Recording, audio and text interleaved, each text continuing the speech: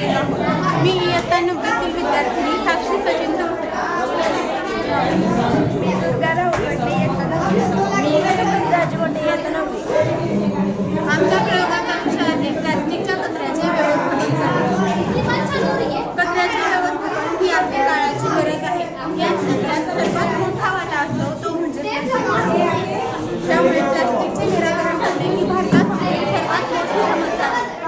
या प्लास्टिकच्या निराकरणासाठी भारत सरकार खूप मोठ्या प्रमाणावर पैसा खर्च करत आहे, पण त्याचा परिणामही काही दिसत नाही आणि भारतही प्लास्टिक मुक्त होत नाही. या सर्व समस्यांवरती उपाय म्हणून आम्ही एक प्लास्टिक होल्डिंग मशीन तयार केली आहे. प्रत्येक घरोघरी प्रत्येक व्यक्ती प्लास्टिकचा वापर करतो आणि आपण प्लास्टिक वापरल्यानंतर ते प्लास्टिक रस्त्यावरती जातात आणि रस्त्यावरती गेल्यानंतर पशु पक्षी प्राणी मुले सजीव ते खातात. ते खाल्यामुळे त्यांचा मृत्यूसुद्धा झाला. अशा अनेक बातम्या आपण मोबाईल, टीव्ही, वृत्तपत्रात पाहिलेल्या आहेत. तेच प्लास्टिक नंतर गटारे नाल्यांमध्ये जातात. त्यात गेल्यानंतर ते नाले तुडुंब भरतात व ते दूषित पाणी रस्त्यावरती येतात. ते पाणी रस्त्यावरती आल्यानंतर मानवाला विविध रोगांना सामोरं जावं लागतं. ते प्लास्टिक नंतर नद्यांमार्फत समुद्रात जाणार आणि समुद्रात गेल्यानंतर तेथील जीव, किटाणू, सजीव व मासे हे प्लास्टिक खाल्ल्यानंतर त्यांची जीवितहानी होणार. अशा अनेक प्रकारच्या समस्या आपल्या भारतात फक्त आणि फक्त प्लास्टिकमुळे झालेल्या आहेत. त्यासाठी ते प्लास्टिकचे निराकरण करण्यासाठी आम्ही एक छोटीशी मशीन बनवलेली आहे.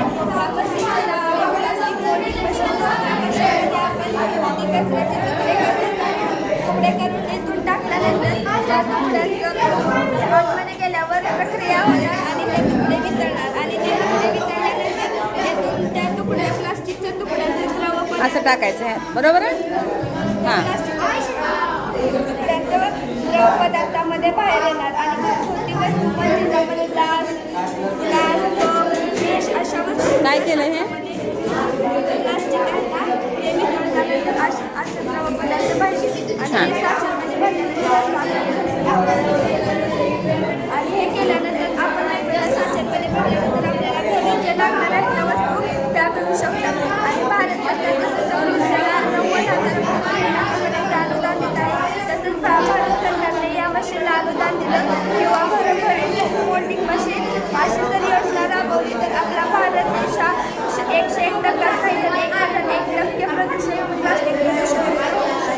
आणि ह्या मशीनमध्ये कचरा टाकल्यानंतर प्लास्टिक कचरा बाहेरच येणार नाही आणि पुढे एवढ्या मोठ्या समस्या आहेत ना त्या समस्या उचलणार नाहीत आणि ह्या समस्या बंद होतील. बरं, यानं प्रदूषण होणार नाही का मग?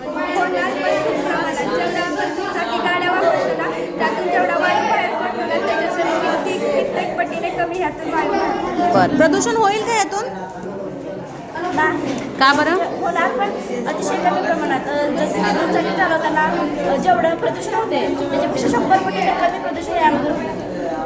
बरं, तापमान नियोजनासाठी काय केलंय? तापमान 320 अंश सेल्सिअस पर्यंत या मशीनची तापमान क्षमता आहे.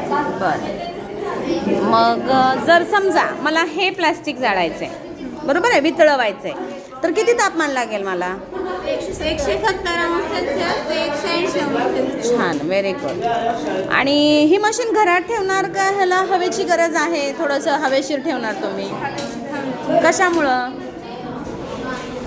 यातून जे प्रदूषण होतं ते किंवा वायू निघतात, बरोबर आहे. हां, घरात साचून राहू नये. बरं, इथं काहीतरी लिहिलंय बघा. इथं तापमान नियंत्रणमध्ये तुम्ही काहीतरी लिहिलेलं आहे. तेथील तापमान सुरक्षित हां, मग त्याच्याबद्दल काय म्हणतात, मला काय सांगायचंय? कारण तापमान जास्त झालं तर कदाचित प्लास्टिक जळू पण शकते आणि मशीन खराब होण्याची शक्यता आहे. बरं, हां, महत्त्वाचं विषारी वायू. म्हणजे तुम्ही नियंत्रित तापमान ठेवल्यानंतर विषारी वायू येणार नाही, हे सर्वात महत्त्वाचं आहे. बरोबर आहे. ह्याचा खर्च किती आहे?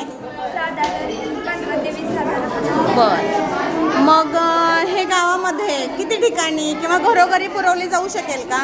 हां, घरोघरी पुरवली जाऊ शकेल किंवा त्याच्यापेक्षा ग्रामपंचायत जरी घरोघरी नाही पुरवली जाऊ शकली तरी किमान एका गावाला 15 अशा मशीन आपण पुरवल्या आणि त्यांना जर स्वयंसेवक नेमले तर गावातली बेरोजगारी ही कमी होईल आणि प्लास्टिक कचरा पण निर्माण. बरं, या मशीनचं कार्य कसं चालतं?